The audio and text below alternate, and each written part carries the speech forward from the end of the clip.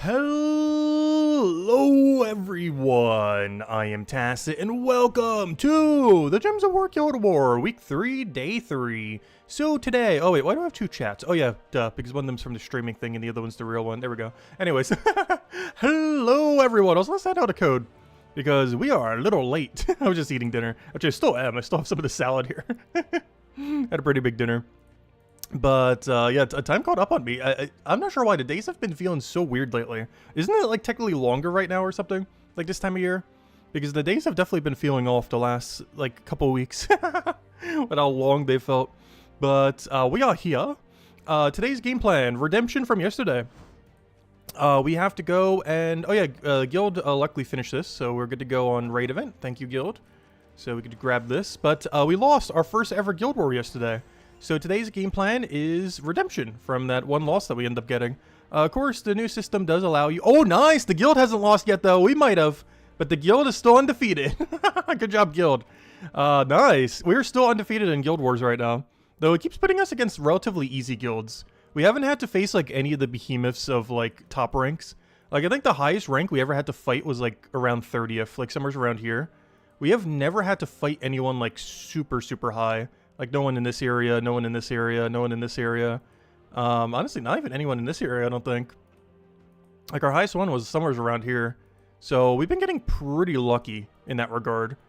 It's actually allowed us to gain overall rank, because our trophy rank is, I think, 30th, which is where all the ranks were initially, but our actual rank right now is 22nd, so we've been getting really lucky with the guilds. Like, they haven't been pushover guilds, like, this is still going to be a challenging day, but we haven't had to fight any of, like, the really absurdly big guilds. Like the top 20, top 30 kind of area. So we've been getting really, really lucky on that. But yeah, you do have 2 leeway for losing. We did lose once yesterday. We're only at 9 wins out of 10. However, you're allowed to lose twice and still get all the free rewards. We did buy the paid pass, so even if we do somehow lose 3 times, we do still get all the rewards. You would just have to spend an extra 20 gems per 2 wins to be able to go get the rest of the rewards, which isn't really that much. Like, if we end up losing 2 more times somehow, we would only have to pay 20 gems to go get the final reward, so... Not much at all. Actually, even if we lost 3 more times, we'd still only have to pay 20. Because we'd only need 1 more rank up. But anyways, it's basically 10 gems per loss that you're missing. Anyways, yeah, let's go into it. Also, hello everyone! Hope all you guys have been having a wonderful, wonderful weekend, wonderful Saturday. Hello, yeah! Hello, MK Jets! Hello, Imperial! Hello, Bear Razor! How do we lose? We lost to, of all things, I was not expecting it. We lost to Trick and Treat yesterday. What ended up happening is I hit our Wanda Stars. I was even considering before the battle that we should probably switch to a Wanda Stars and Apothecary. But I ended up just switching, or, you know, just keeping on Wanda Stars. And that was a mistake, because we probably would have won if we had both. The problem is it immediately hit our Wanda Stars, and then it kind of just snowballed from there for us getting unlucky, which is really unfortunate. Hello, Crisp. Hello, yeah. Hello, Outlander. Hello, Imperial. Hello, everyone else. Welcome, welcome, welcome. Anyways, let's get into this. So currently we are winning. Oh, that's not where I want to go. To war. What path do we need? It looks like a middle. Middle or bottom? It really comes down to, do we want to do Apothecary or do we want to go do Naga? I'll go over here and then we'll kind of determine it based on the 2 that we see here. But then again, that's not really, yeah, there's one weird thing with this layout too. We actually can't make our decision here. Because if I was to go here and see what these 2 battles are, this one's going to look really weak and this one's going to look really strong because it's going to be a stacked Goblin team. This is just going to be probably like some kind of Elf team. But it's not until that battle where you see the Takshaka, where you really have to compare them. But you don't get to see them at the same time, like what your Goblin team is relative to your Takshaka team, or, you know, your Naga team. But I'm probably just going to go down bottom and just use a freeze team for when we hit Goblin. It really just comes down to how annoying the Goblin team is. If they accidentally use Wanda Stars, we're 100% going down the Goblin route.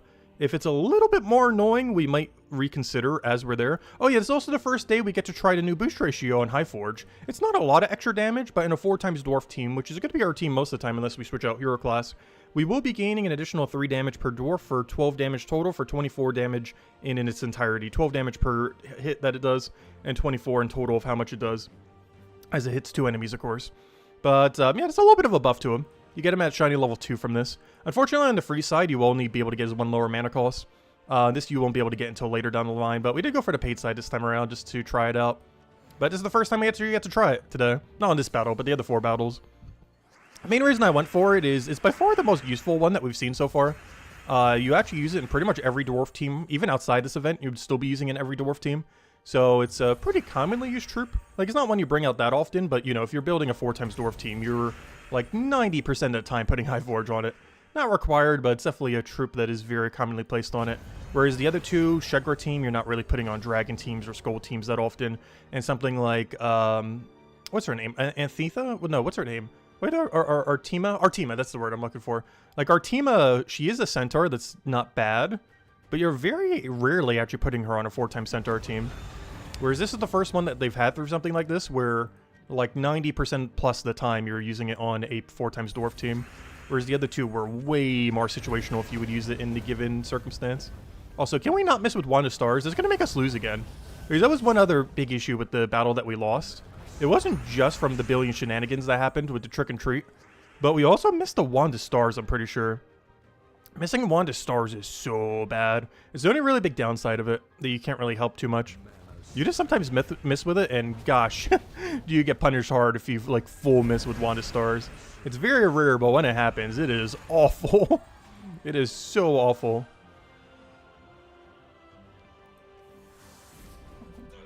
Yeah, I do overall prefer the new Guild War format that they've been doing.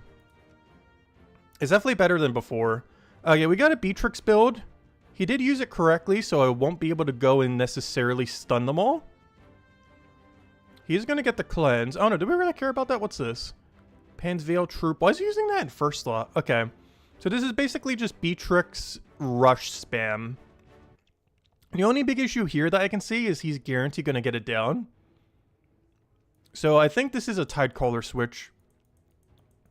I think this is a Tidecaller. Not only do we get the initial freeze in case we can get that. Oh, then again, that's not really going to do much unless we get the double stun. But the main thing I need it for is the Submerge. Well, in that case, I could kind of go Frost Mage then. What do we need from Tidecaller? I guess the 20% extra stats is the other reason I want to use it. Then it auto-submerges, even if we don't get any other Submerge. Has that little bit of extra Explode. Blue Mastery, which one of these do we need the most? Do we need blue? Yeah, blue's fine. Yeah, I don't think any of its other colors are particularly useful for us. Yeah, blue would be the most useful one there. Merfolk doesn't do anything. Deluge for Submerge, whole reason we're using it. 50% Mana Star, obviously. Some spell reduction just to make sure we don't die. Purification for extra cleanse and Snap Freeze. I don't think he has any stats effect, but the other options aren't really that good there anyways. Okay, we're going Tidecaller again. This is a event week for Merlantis, so Tidecaller does have 20% extra stats this week. We mentioned this on Monday, and we've been utilizing it some during Guild War. We used it 2 days ago, I think, to make sure that we could counter out Flower Dragon. And we'll be using it again today to try to counter out Beatrix here. We do get a little bit less damage on High Forge. He will be losing 9 damage, 18 total damage. However, I think it's worth it for the survivability. As if Beatrix starts looping on us, worst comes to worst, our hero will survive. And it will be a little bit sketchy to win with only hero, but we could. But hopefully the other Submerges keep us alive and everything else, so we should be okay. Don't think we can change anything else here. Oh, there is one thing, though. I forgot to change this earlier. We actually want Pure Magic here. Get the extra magic in there. Could also go Cleanse. I don't think he's doing any stats effect, though. Oh, he might be doing... is he using Elementalist? I didn't even bother double checking that. He probably is. No, he's using Bard. Okay, yeah, we don't really have to deal with stats effects then. Interesting. He did that for Wild Folk synergy. I wonder if he realized he doesn't have to go Wild Folk hero class. He might have just done that for team stats, though. But, yeah, interesting. He went to Wild Folk hero class. Well, if nothing else, he does get 50% Mana Star off of King Salinas, so that does make sense. It seems a little bit weird with not a 4x team. Generally, if you're bringing this out, it's because you're running 4x Wild Folk. And technically, this isn't 4x Wild Folk. Even though his whole team is Wild Folks, they're not unique Wild Folk, so he's not getting the full bonus. Let's see. Anything else we can change here? I don't think so. Looks good to go. Hello, Frag Hunter. Hello, Draco. Welcome, welcome, welcome, welcome. Hope all has been well. Let's go ahead and add another code. We handed one at Raid Rat at the beginning. Let's go do another one right now. Wish you could play Guild War this week. Oh no! Are you away? Hopefully on vacation or something. Alright, we'll take that one over. Or did he not make the cut for the thing? If you switch guilds. Do you get like kicked from a guild or something? Because yeah, if you go like midway through a guild, you can't do Guild Wars. That's still a weird thing with Guild Wars these days. Like when you're transitioning guilds and stuff like that. But yeah, overall, I've really been enjoying the new Guild War format. Oh, him being stunned's kind of annoying here. I think we still go for it though. We'll go for Wand of Stars. Oh, full miss Wanda Stars. Oh, no. That's not what you want to see. That's like the last thing you want to see there. Alright, Wanda Stars, I have confidence in you. Come on. There you go. No extra turn, but a lot of value. A lot of value there. Do we have alignment? No. Do we still cast it? No. We have alignment on this, though, so let me go for that first. Nice. 4 times submerge team. It's not really going to matter here, though. Actually, don't we have win condition right now? Is that enough damage? No. It'll hit him hard, but it doesn't kill. I have to go for this and then poke him. And next turn, we should hopefully win. Let's just assume that's enough damage. It is. Good. He wasn't able to do much even if he got follow up on that. Alright, so, moment of truth. Do we go Goblin or Apothecary? We have... Oh, I think I'm going Apothecary. I think I'm going Takshaka build. The only upside of this is we get to kill Norbert's turnip very early. He's also not using Truffle. You know what? Maybe I will go for Goblin. A Goblin build's actually not that bad. Plus, the other way is using meta Elf team. Just without Life and Death, it replaced for the new Ruby weapon. Because what used to be done back in the day is an Empower, Life and Death, Arachne Weaver, and King Avalon. But quite a few people have been replacing it with Ruby for the same effect. Because now we have Spider Throne, then you run the Ruby weapon, and then Weaver into King Avalon. The only problem with this is you actually get webbed off yourself. So this one actually isn't that bad. Because he's using Elementals instead of Orb Weaver, so he can actually be webbed. Which means he's going to do like 0 damage off of that. So this one's actually not that bad either. Both of them have a really big flaw. This one's not running the right hero class. Because you want to be running Orb Weaver, not Elementals. And this one is running the wrong position for Turnip. Turnip should be like literally anywhere that isn't first slot. Generally, you would want to switch like basically Toad Squeezer and Turnip here. As far as positioning. Because this has Impervious, so you have immune to Entangle and everything else for damage pressure. As well as Freeze, so you don't get frozen on skulls. And Turnip's like the thing you want to keep alive. It's really weird putting it in first slot. As that's like the highest priority to stay alive on. Oh no, I think I take the Goblin team. I'm going for the Goblin team, I think. Both paths are ones we have to do anyway, so we'll go Goblin. Don't think I need to change anything team comp-wise. Because I actually do want to keep the Freeze, and I do want to keep the Submerge. Just in case he does get rolling. So we're going to give up a little bit of damage and everything to be able to run it. Because we're still using Tidecaller. But just a safety precaution. Especially what after happened last Guild War.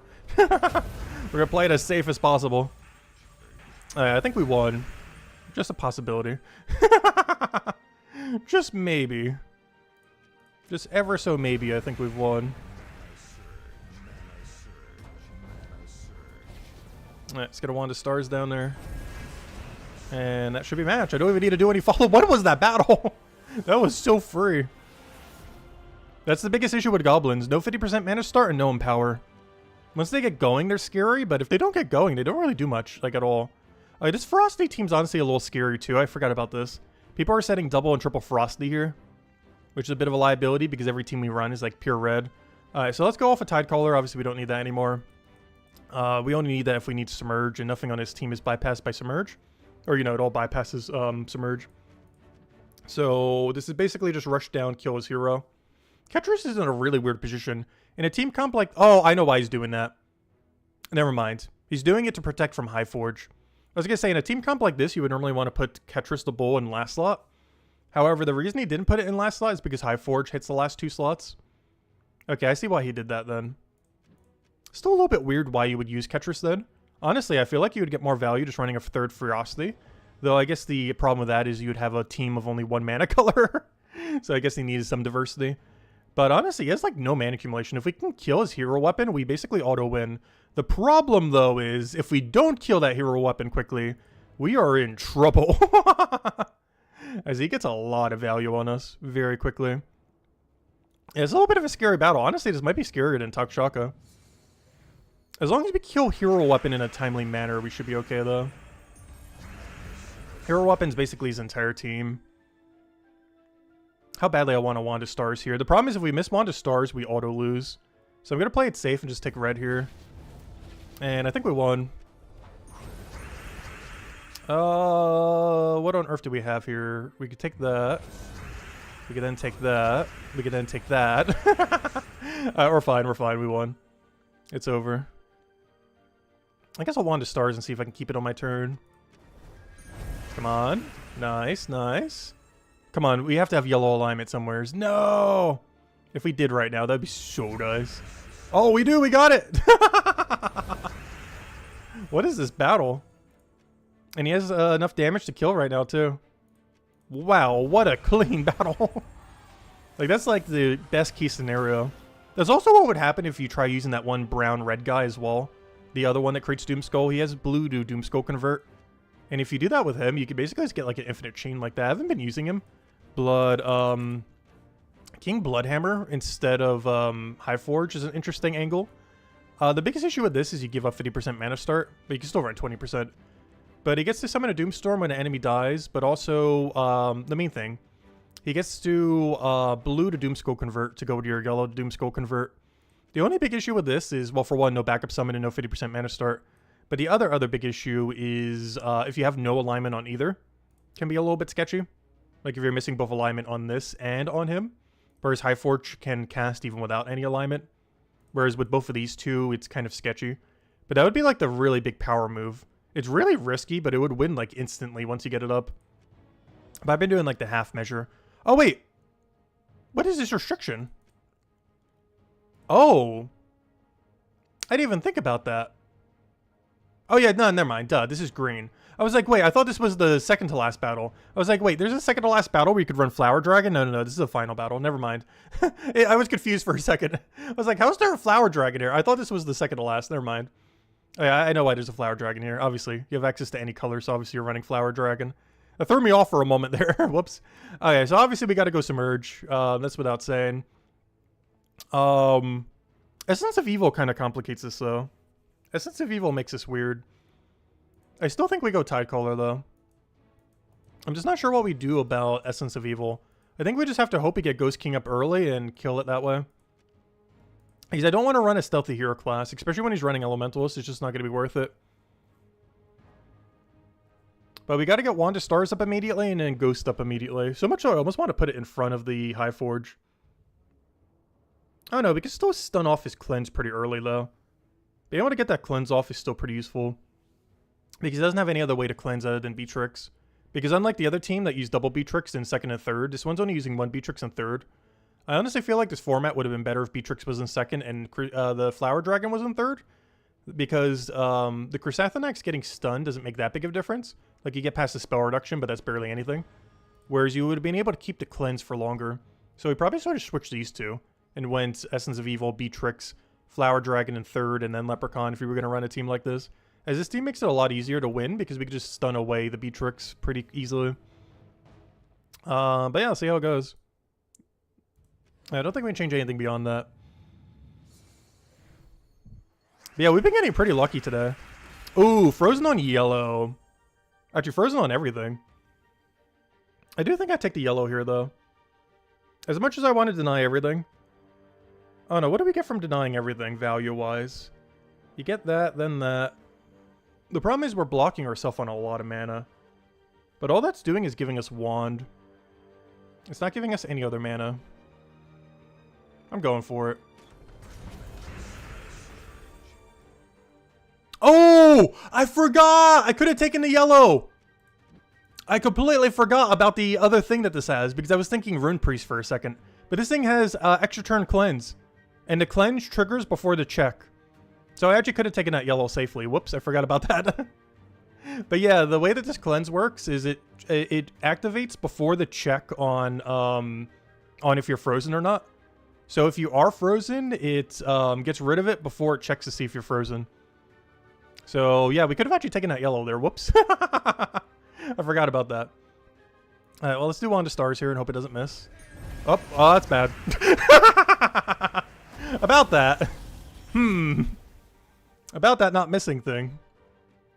Oh, he doesn't use brown, so we actually can't take that for free. I think I take mana here and try for a second Wand of Stars. Ideally, I want to do it on a color that blocks Leprechaun. I do a +1 red, right? Because I want to take a red here. Okay, I do. Because I want to take a red to guarantee get both of these up. I don't quite want to use High Forge or anything yet. We'll let him do his little Flower Dragon thing. Ideally, I would want to get an extra turn here. There is no way to do that, though. Yellow Surge vertically into triple purple technically could. The likelihood of that happening is like 0, though. Oh, we got 1 purple. Didn't get the other 2, though. Alright, don't do anything too crazy. Alright, we should be okay. I just need to get Wand of Stars out twice. And hope we works out. Oh, we were frozen on that because of the other thing. Oh, I think we're actually going to lose here. You got the S. We lost twice! No! Alright, we got to be really careful with casting Wand of Stars. This is definitely a day we lost the Wand of Stars missing. Unfortunate. But yeah, Flower Dragon does that. Even Flower Dragon versus Flower Dragon does that sometimes. But it got us. Gosh, Flower Dragon being vicious today. So what are our 2 losses now? Well, I guess we don't get Redemption today. Redemption tomorrow. We're on a lose streak now. Another 4-1. But yeah, this time was to Wand of Stars miss. The alternative would have been High Forge first and then Wand of Stars. But if we still missed Wand of Stars there, it still would have been the same result. Ultimately. Because it being stunned on Cleanse wouldn't have made a difference for us dying there. If we still missed with Wand of Stars once we did Wand of Stars. I don't know. I guess the option is... the main option is stop using Wand of Stars. But, oh no. That's going to leave us with a lot less options a lot of times. Could start running Ruby Weapon or something a little bit more consistent that gives guaranteed amount of value every single time. Because, Redemption tomorrow. I know, right? And then tomorrow it'll be Redemption next Guild War. Well, you're allowed 2 losses. We are currently at that 2 loss threshold. So as long as we win them all tomorrow, we're fine for getting all rewards. And even if we don't, we do have the paid side, so we do just get to skip it, luckily. But, yeah, a little unfortunate. But yeah, we might have to reconsider running Wand of Stars. It's a really huge liability if it misses, is the big problem with it. Like, it covers so much color, and it's so good when it works. Like, you saw how quickly some of those battles went. But some of the routes that run non-Wand of Stars we might want to start considering. As, because both my other 2 teams don't use Wand of Stars. Only the high rarity team did. But, I don't know, it's so good, but the second it misses, it is, like, the worst weapon in existence. As you just feed the enemy, like, full mana instantly. Especially against a Flower Dragon team or something.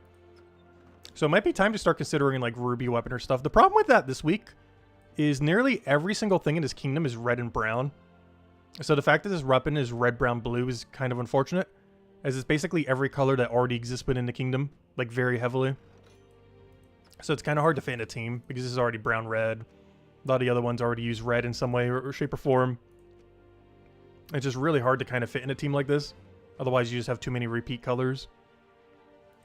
I don't know. We'll try something else for tomorrow. I think tomorrow we're going to try non-Wand of Stars build.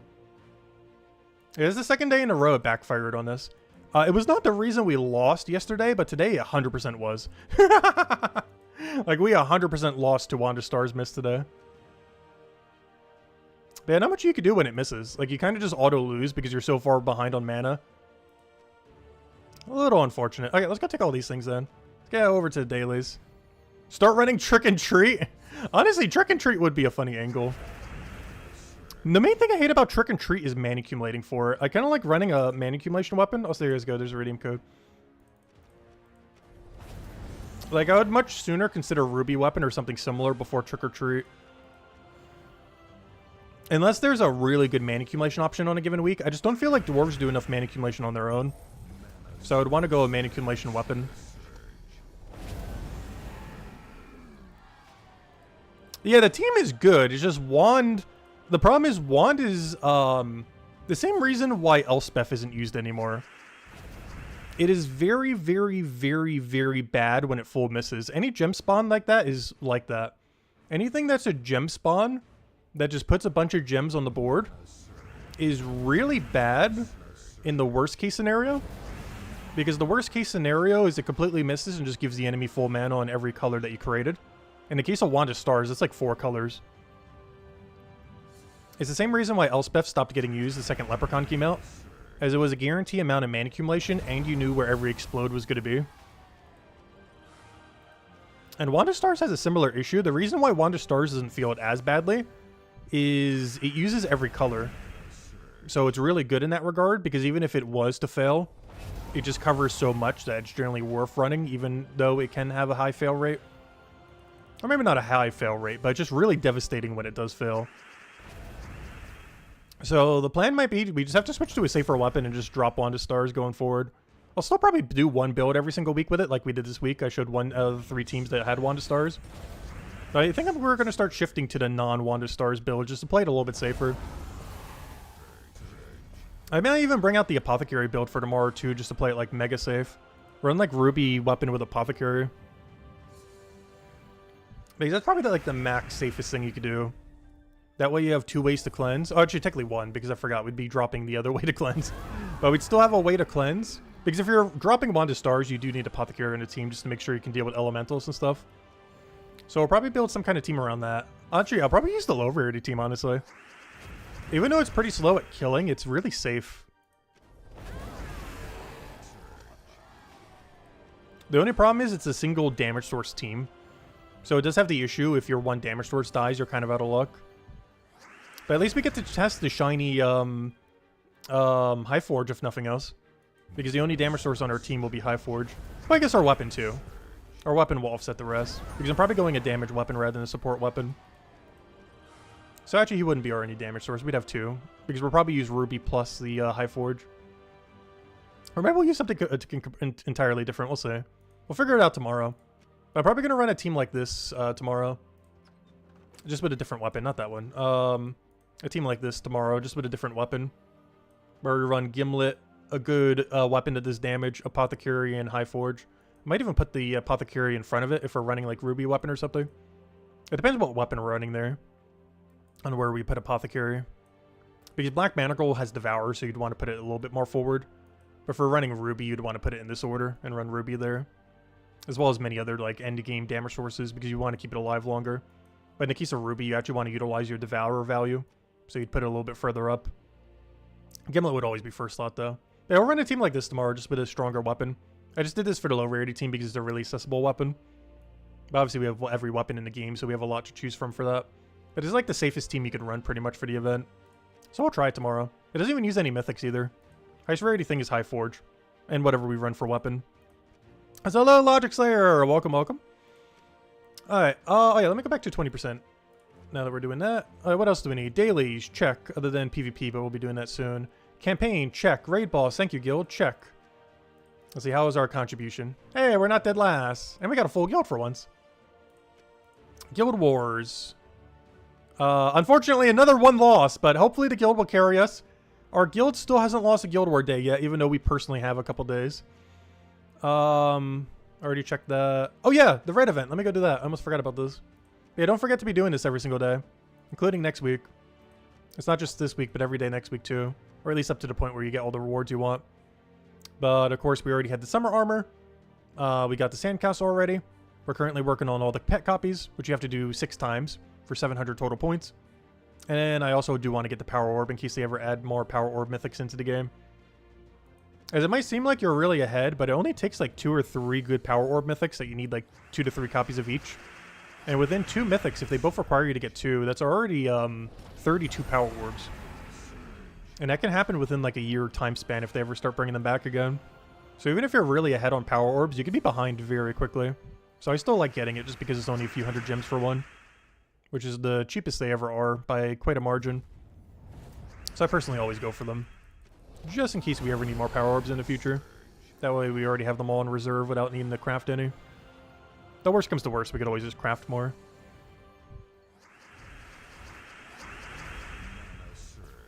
The ruby weapon? What's the second word? I always don't say the second word because it sounds too much like other words. So I always just call it the ruby weapon. Yeah, rope dart is really good for win rate. Rope dart, I always mention it as one of the highest win rate weapons probably in the entire game. It is worth considering. Rope dart's a lot of fun.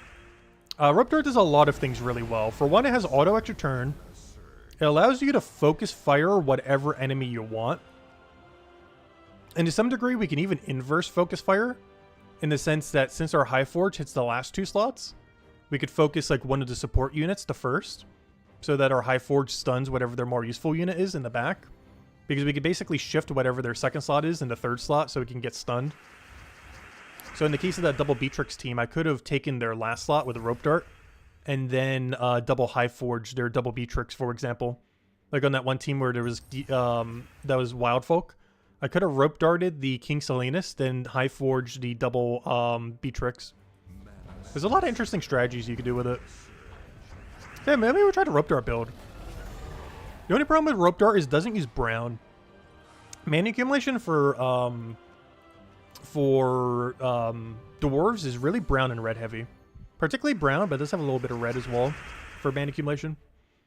But the problem with that is rope dart is neither of those two colors. That would be my only concern with running rope dart for an event like this. It doesn't work really good with dwarves. Like, the weapon itself is good, but it doesn't have particularly good color synergy with dwarves themselves, unfortunately. Alright, there's all of our battles in. Grab another copy of the pet. Still working those up slowly. We'll have it maxed out tomorrow, then we just need to get the golden version. And then we'll work on the power orb. Alright, other things. PvP battles, we're getting there. Let me go check Underspire. Oh yeah, I need to start working on some of the Underspire battles tonight. I forgot about that. It'll probably be one of the main things we focus on then. I want to get at least to the final zone. And then we'll wrap up the rest tomorrow night then. Alright, let's see what we get for dungeons. Come on. Top 3. Aw, boo. Boo. Aw, even got stunned. I should probably switch out this team then. I don't have another team on standby. I really should. Like a Leprechaun quick kill for, where's my current Explore 12 team? You know what? Give me that. Gosh, this is like old meta. Well, not really old meta. You can still run this for Underspire and such. It's still pretty good. I just don't feel like making another team right now, so we'll go with the insta-kill spam team. So where are all my purples at? This team is really purple dependent right at the beginning. There we go. Alright, now we won.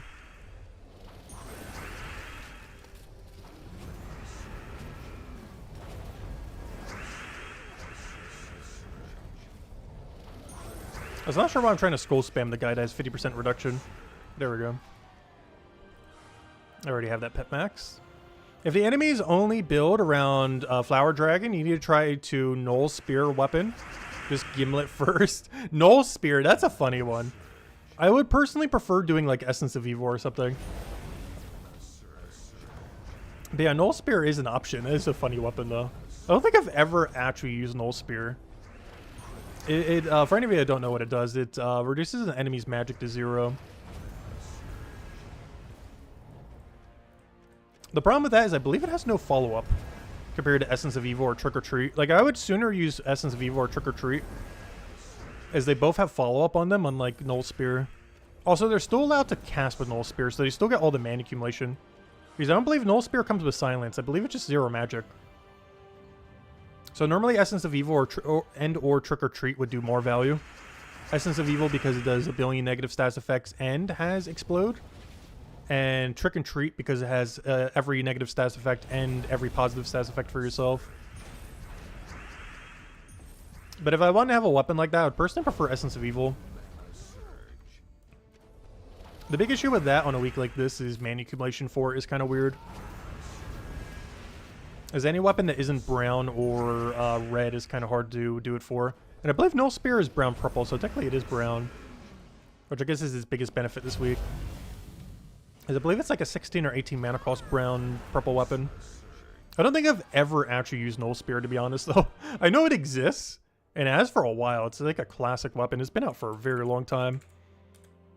But I don't think I've ever actually used it. It eliminates all magic from an enemy for 18 mana cost. The same cost as Essence of Evil. I mean, sorry, not Essence of Evil. Same cost as, actually, I don't know what would be in that category.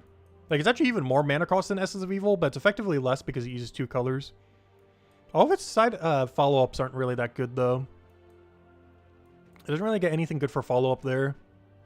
And the ability itself has no follow-up. Where do you even get this from? Is this from, like, 250 wins on the hero class or something? No, I think this is just one of the ones you get from Brown-Purple Mastery. Isn't this just a Brown-Purple Mastery weapon? Like the ones you get in early game just automatically? Like Black Manacle and everything else like that? I believe it's one of those kind of weapons. But yeah, that one's been out for a while. Like, that weapon's been out for almost like 8 or 9 years, and I don't think I've used it a single time.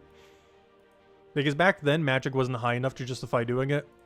And nowadays, it's generally better using Essence of Evil or Trick and Treat, normally. This is what beat us yesterday. The Trick and Treat thing. And of course, Essence of Evil is like the classic one to do for it. You get this from 250 wins on the Darkstone hero class. Biggest issue with this, even though it's only 15 mana cost, it only uses one color. So it's a bit of a liability, especially if we have to have Apothecary on our team, because they both use green. So it's one of those events where we probably can't get away with Essence of Evil. Alright, dungeon completed. Underspiral, we're doing you last, but we will be doing you today.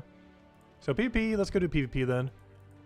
We need to go do 2 of them. War Gear and Wild Folk, I believe it was. And then we gotta go... Oh no, it was Orc, actually. And then we'll go do Central. Actually, let me start with Central. Let me just go get our magic. Do we have to double buff today? No, we just single buff today. Alright, don't think there's anything else we need to do here. Get our magic. But no, figure out something tomorrow. If nothing else, we'll try a bunch of different weapons tomorrow and just test it out. But whatever we do tomorrow, I want to not use Wand of Stars. We will use Wand of Stars 0 times tomorrow. I don't care what weapon we run, but it's not going to be Wand of Stars. We'll try like everything but Wand of Stars. I'm leaning towards Ruby weapon though. Just for the damage pressure mostly. Ruby can still backfire, as the explodes are completely random, but it's going to give us guarantee value regardless. But yeah, Rope Dart would be safe. I'm trying to think of what other like safe extra turny weapons there are. There's just not too many of them. Turnip, but you got to do it in a goblin team. And by extra turn, I mean like guarantee extra turn. Not even like a 95%. I mean like 100%. Assuming it's not frozen. There's even a red weapon, like that one red weapon against a 4 times red team while your team is also 4 times red. While that is really strong, it can still miss. I am very tempted to try Rope Dart. My only concern with that is mana accumulating for it. There's nothing this week mana accumulates for it, so we have to manually get it up. Which is going to be really slow.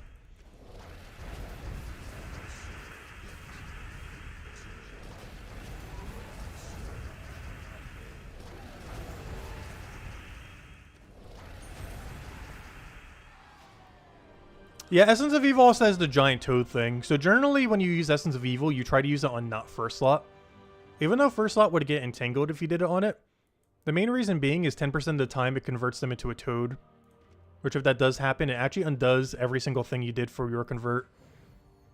Which is one of the only slightly annoying but also beneficial things of Essence of Evil. Is you kind of can't use Essence of Evil on first slot like you can with Trick and Treat. Which is actually one of the advantages of Trick and Treat compared to it. But in best case scenario, Essence of Evil gets substantially more value if you both convert the first slot into a toad and get to completely disable one of the other troops. Because you basically get to disable half their team for one cast and still get mana accumulation for potential extra turn.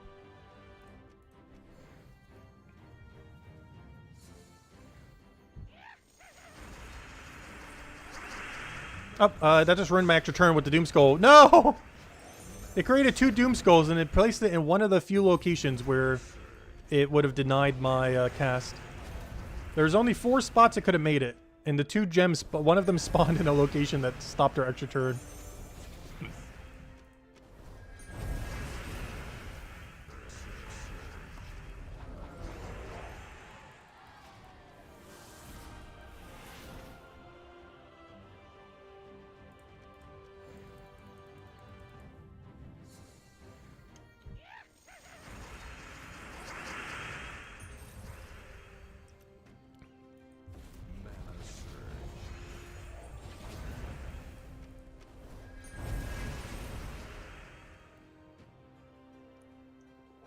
There we go.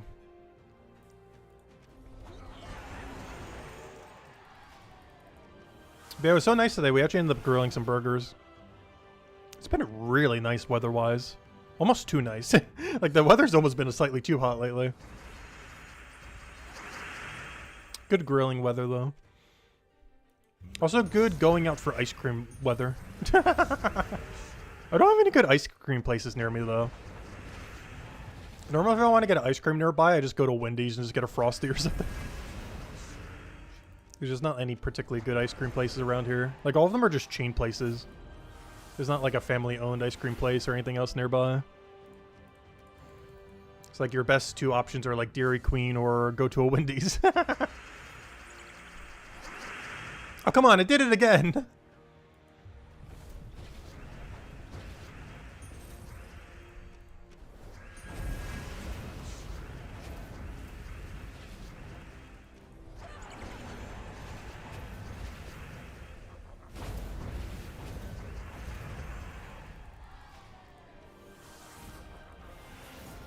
Grocery store? Yeah, just pick up like a whole pint of it. I know, I haven't really been having that much ice cream lately. If I do pick up ice cream from the store, it's normally ice cream sandwiches, like the Blue Bunny ones. After having Blue Bunny brand, I can literally never eat any other ice cream sandwich again. Blue's Bunnies just taste so much better. But that's the only ice cream I've really been eating lately. Even that's like really occasionally. What do I want to run for a War Gear team? Does War Gear have 50% mana start these days? I actually completely forget. I'm starting to lose track of every typing that has 50% or not.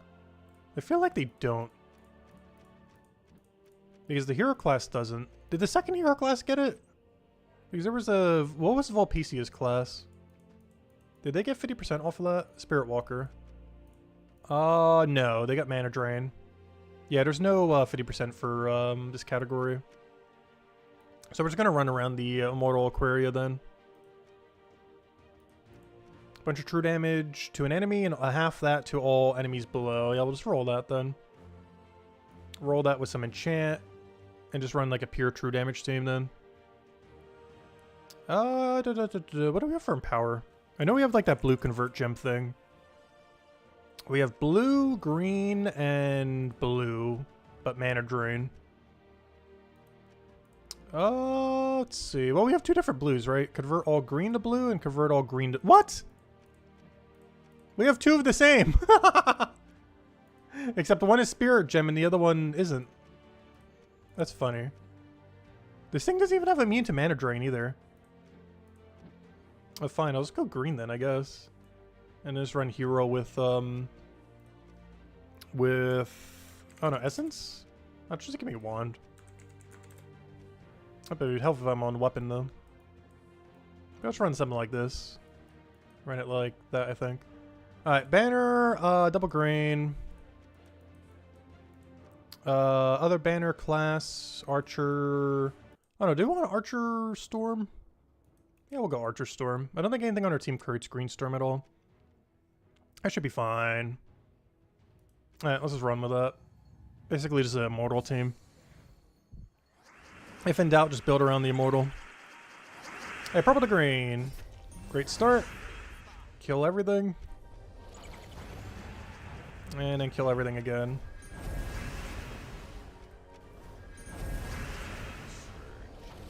Easy as that. And if we need backup, we have a second true damager ready to go. The other reason I'm running it is I believe it has Bless Enchant. But the Enchant being the particularly useful aspect of it.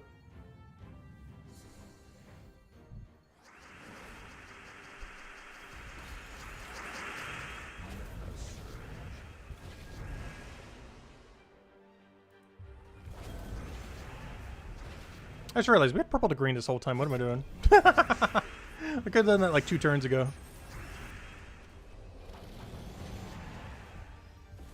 Unfortunately, not enough damage. I'm not a big fan of how this thing distributes damage. The new dragon we got is a lot better for it. This hits first slot really hard, but does way less damage to the other 3.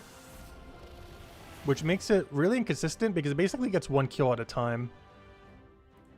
I'm not a big fan of how it distributes damage, but it is the best option that we have for here at the moment. But I much prefer the newer dragon that came in this season. It just hits everything evenly, which is a lot more consistent for doing the damage you need.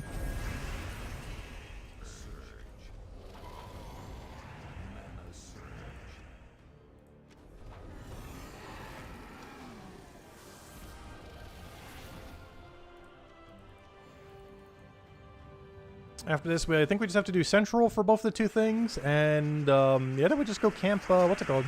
Underspire. We'll probably just head to the final zone and then finish it tomorrow then. Which is how I generally do it most weekends. Is I just save every battle for Saturday. Get to whatever final zone we're doing and then do all the dead end rooms. As well as finishing up the final zone. We're only doing tier 4 though. I'm definitely not doing a full run of Underspire. It's a very annoying week because we have to use Merlantis. And Merlantis is not particularly strong. Like, it's not awful. But when up against stuff of that kind of stats, it just doesn't really have a good way of dealing with them.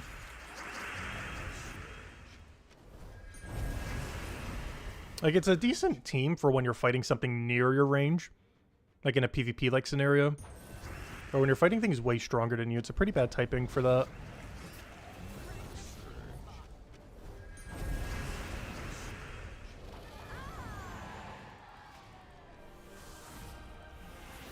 Okay, now I think we just have our central battles now. Because we got our Valhawks. We already hit our PvP goal. Oh yeah, how are we doing on ladder? Oh no, they beat us! Okay, I might have to go past them tomorrow.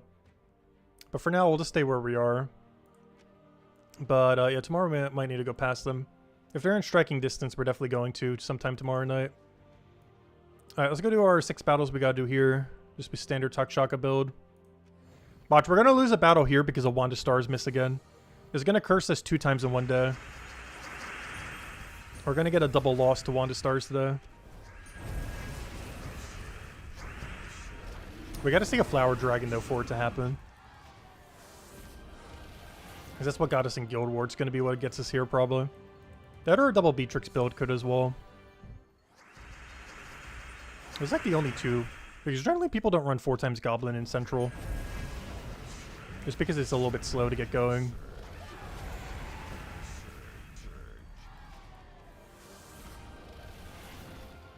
There's one kind of funny thing with goblins these days. Even though they still have the most consistent infinite loop in the game, they have the problem of just taking too long to get going. But they're actually not used even when you are allowed to use everything. They can be in early and mid game, but once you have absolutely everything, like even once you have Teslas, like double Tesla is generally going to win quicker than a 4 times infinite loop goblin team. Especially if up against harder enemies.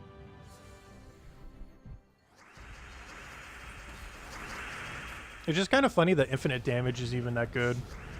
Especially with one of the upcoming seemingly power orb mythics that might be coming later this year.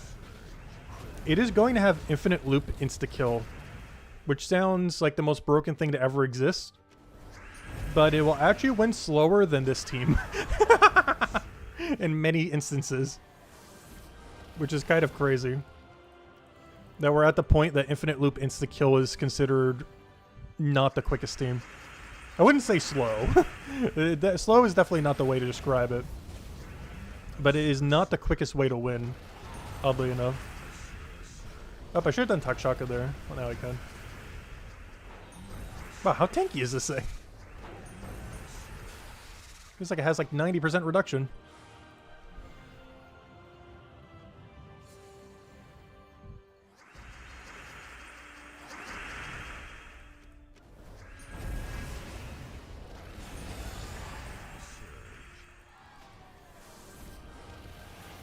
Yeah, there we go. That is everything for PvP other than reclaiming rank 1. As far as dailies, that's everything. Alright, only one thing left. Let's go hand out a code and let's go do Underspire since we've barely touched it since day 1. We have 48 torches. My goal is to get into Zone 4. Not to complete Zone 4, but to step into Zone 4. Yeah, let's get into it. And of course, we're on Merlantis event week. Ooh, we got a double path. Alright, let me go get you guys a code. Hey, we're almost up to the June codes. Not quite there yet. Oh yeah, we'll probably have one of the old 4th of July pets to hand out next month.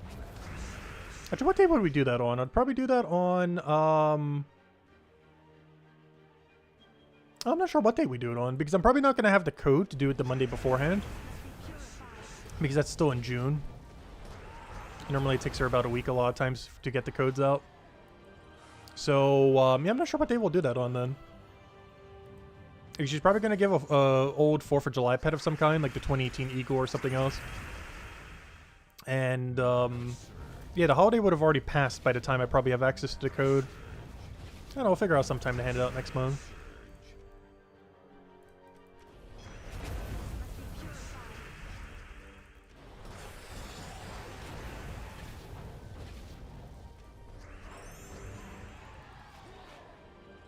Alright, this is definitely a double dead end. It feels like it's going towards. I don't know, which one needs a higher level? We'll go towards it just in case. Oh, come on, they're both the same again! Well, we were already committed to this side. I guess we just keep going. That's the problem with some of the earlier areas, is if you're doing the highest level path method, sometimes both ways are the higher level path because the levels are so close to each other. So you don't really know which way is the right way. We're definitely heading towards like double dead end right now. I think it was the other path that we had to go down. Yeah, this is double dead end. We're too deep to stop now though. That doesn't mean other side could be the treasure room or the merchant though. Merchant not being good, but treasure room being good, of course.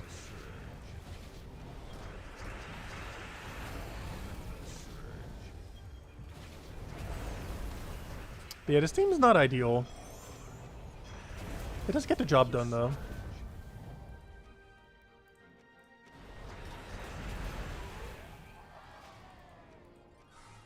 Yep, there's our dead end. We already knew that. Alright, so we'll go right after this then, after we go to top, just to see if it's the room. Because there is a chance it's the boss room. Which ought to be a rare circumstance where you find the boss room before the door. It's very rare that that happens, because normally the path to get to the door is very obvious, though it wasn't this time. But normally it's really obvious where the door is. But there are some rare circumstances where you find a treasure, where you find the boss room first. Ah, 2 torches. I probably won't need that many. Also, we've gone like almost half a year without getting one of those Guardian trips, by the way. Because we haven't gotten a single one since Brighter Shores came out, and that game's been out for like, what, half a year now?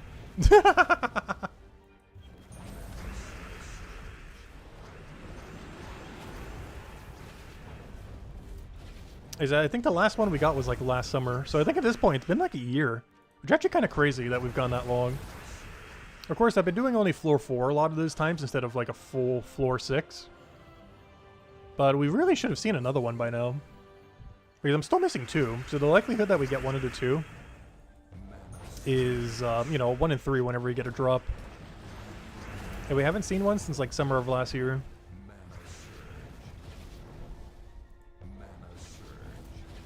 I really wish they would have done something with the RNG on them. They're probably the most annoying grind in the entire game as far as RNG is concerned. The only thing harder is all mythics, I would say. As far as like RNG grinds to go for. All mythics is still doable even from a brand new account though. It just takes like years to get to. Unless you're spending a lot of money. But to naturally get there without spending money, it takes years. But honestly, this grind is like a 2-3 year grind. Even if you go on drop rate, I think it's like a year and a half. If you go like right on drop rate. And that's assuming you do a floor 6 every time, like a full completion of Underspire. Yep, there it is. We got the boss room before the door. Very rare to see that, but there it is.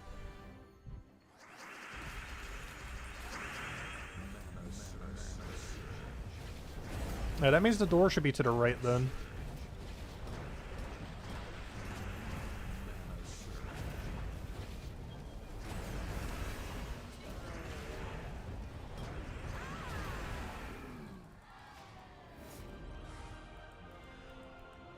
Yeah, it should be over here. Let me see. This is a 24 and this is a 25 or 27. So it should be over here to the right somewhere then.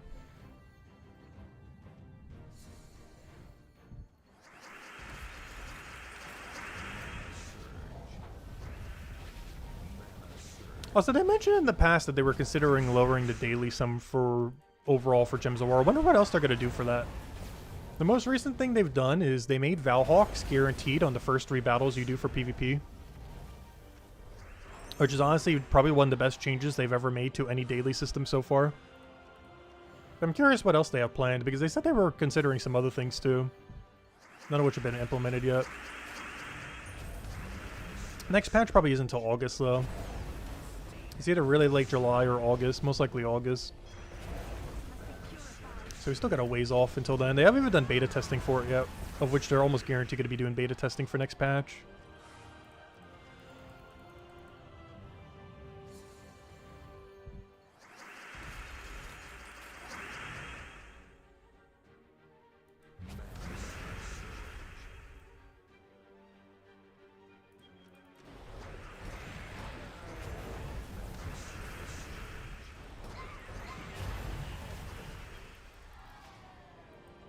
Alright, we found the door, and it's already open. Something you don't see too often. Getting to the door and it's already open. And I want to go one more zone and then finish all the dead ends tomorrow. I just want to get to the final zone.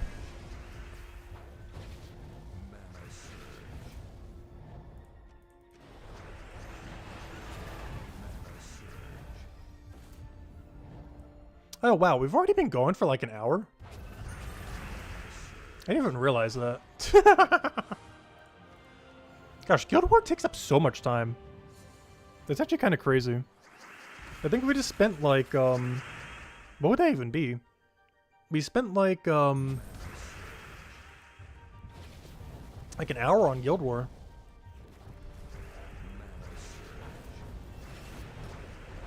Or not an hour on Guild War, but anyway. Like half the time was spent on Guild War of the hour.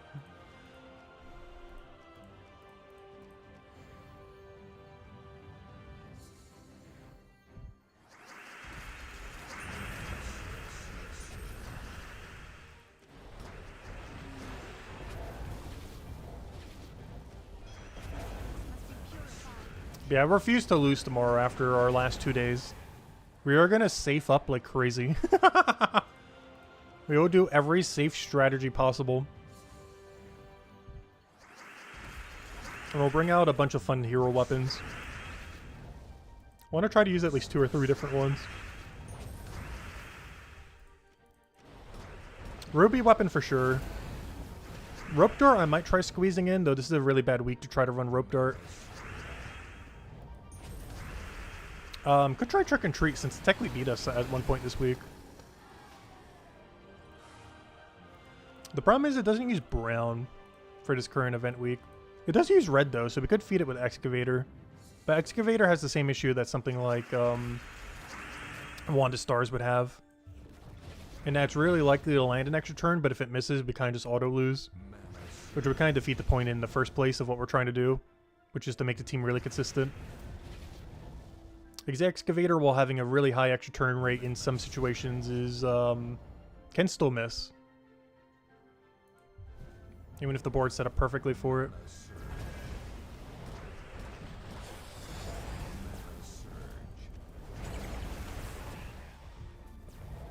I do have to say, things like Talk Shotgun stuff has made me a lot lazier with moves like that. Like, the other turn we easily had a Cascade instead of purple into everything else. Like, I'll do that for Guild War, but for a lot of general battles, I just take whatever the quickest thing is. Because normally it's just better to just instantly take something.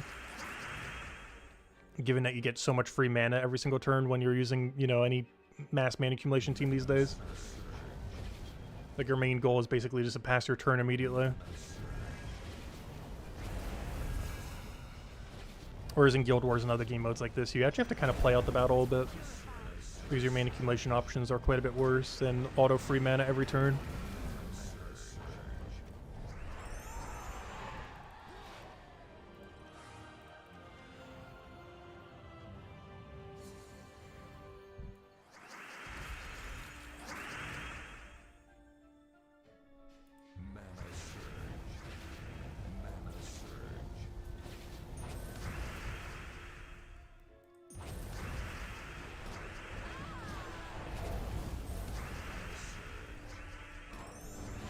That wasn't enough. I'm underestimating or overestimating how much Heavy Splash does.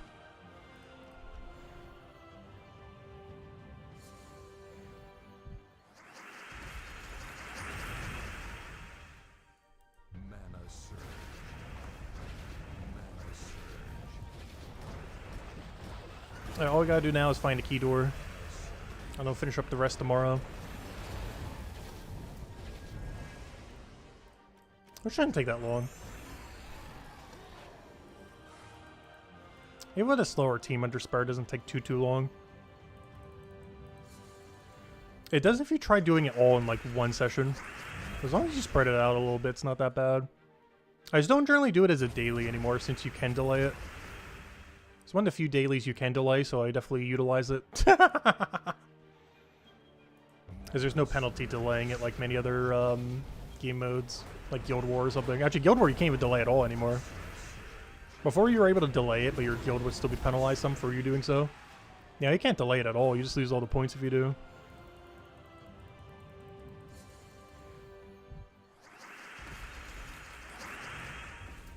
Underspirit can be partially delayed in that you can stall one battle on every single location. The problem is if you're already stalled on every location like we are, then you can't really delay it that way.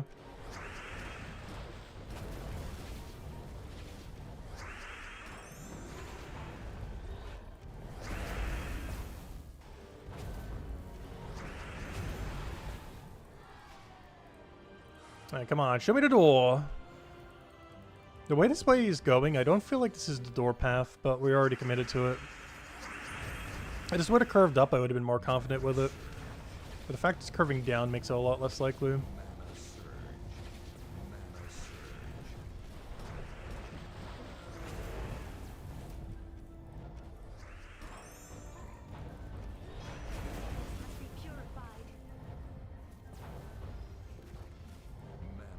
Come on, full mana, you're almost there.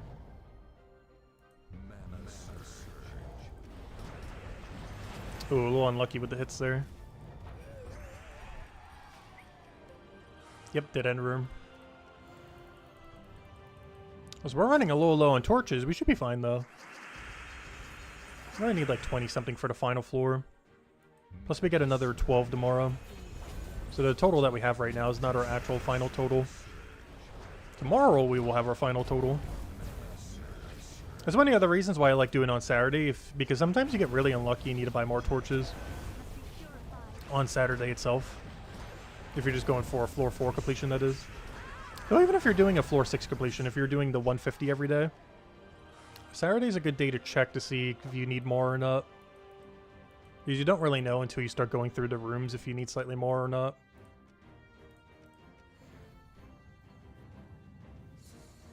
Oh, stretch.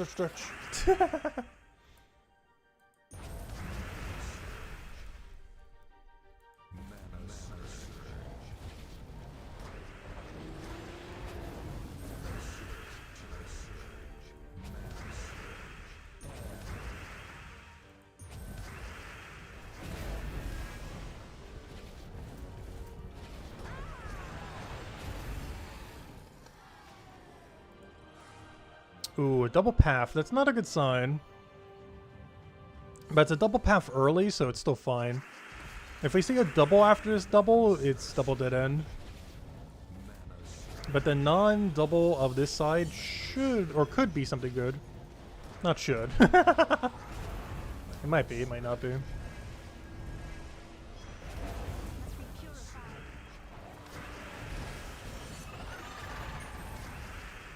Yeah, we can already see this thing starting to fall off on damage. Alright, that's a double straight path. Interesting.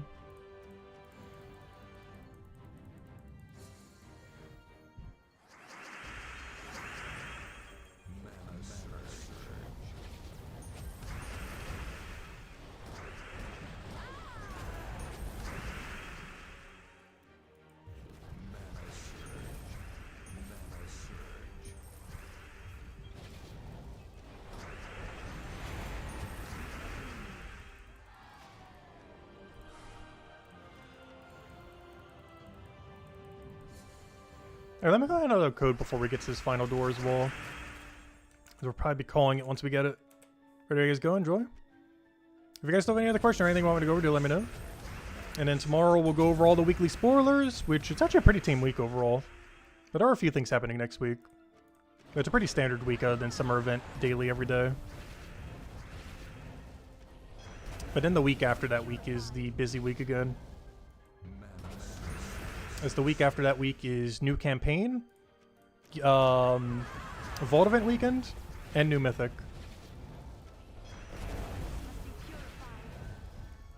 But next week's kind of like the down week because we have no campaign going on. And other than summer event, it's just all standard, you know, weekly stuff that would always occur.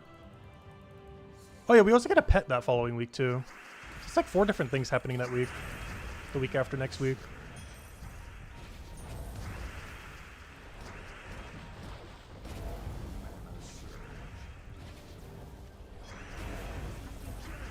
Unless they're planning a patch next week, I highly doubt it though. Next major patch is probably aimed for between the seasons of the next season. So in 11 weeks from now. Because that's around the time they would normally do an update anyways. Up there's the door.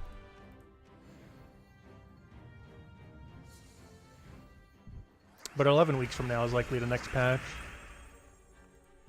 Assuming the beta test and everything's been done by then.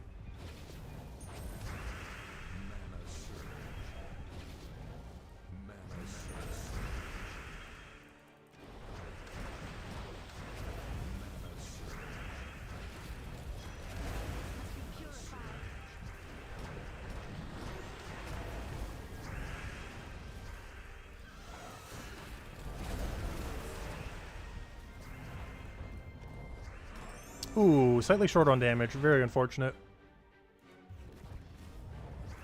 Yeah, you can really start to see this team starting to fall off as it goes to higher durability. We're not even in the final zone yet, which is next zone. We'll do one battle in it, why not? This will be the final battle we do for now, though. But tomorrow's goal when we go do this is, aside from Guild War, yeah, it's pretty much just finish Underspire. Or, yeah, Underspire, that's the right one. That and maybe try to reclaim first place on Guild War. I mean, on Guild bracket, PvP bracket. Because that's only like a half an hour to an hour grind unless they go crazy with going up in points. As long as they don't go too crazy with it, it's like an hour grind at most. Probably even less. And it's probably worth it for the extra deep book material. Anyways, guys, one to there for now. Hey, tributary. Pretty average, but we'll take it. But that's pretty much the game plan for tomorrow. Do Guild Wars, finish it out, go get our final rewards, go get our final max shinied out High Forge, go and finish out Underspire, do every single dead end room, go through the rest of floor 4, get our double silver, and yeah, complete out Underspire. And with whatever spare time we have tomorrow, aside from going over all the weekly spoilers, we will be doing, I guess, rank 1 PvP. Or, you know, in our ladder anyways. As currently it's only like 2,000 points, which that would take like 15-20 minutes to go get. Of course, they might have a bigger disparity by the time we start playing tomorrow night, but highly doubt they're going to go too crazy. We'll find out tomorrow. That's pretty much the game plan. Anyways, guys, I hope you all enjoy the rest of your weekend. We'll be back tomorrow. And actually, let me go double check. They didn't post it yet, did they? I don't think they have. Have they posted the weekly spoilers yet? They normally don't until tomorrow. But sometimes they have weird scheduling for some things. Let me go to their main homepage. Yeah, we don't have it yet, but hopefully it'll be up by tomorrow night when we stream. I think normally they get it up by about 1 hour before the stream, time zone wise. So yeah, it should be here for tomorrow for when we go over it. Worst comes to worst, we could always do it through the other page, as we can technically see it right now, what we're getting next week and everything. But we'll wait until the graphic comes out through their little post thingy, and go from there. But anyways, guys, I hope you all have a wonderful weekend, and I'll catch you guys later. Thanks for stopping by as always, greatly appreciated. And goodbye, everyone. Thanks for watching.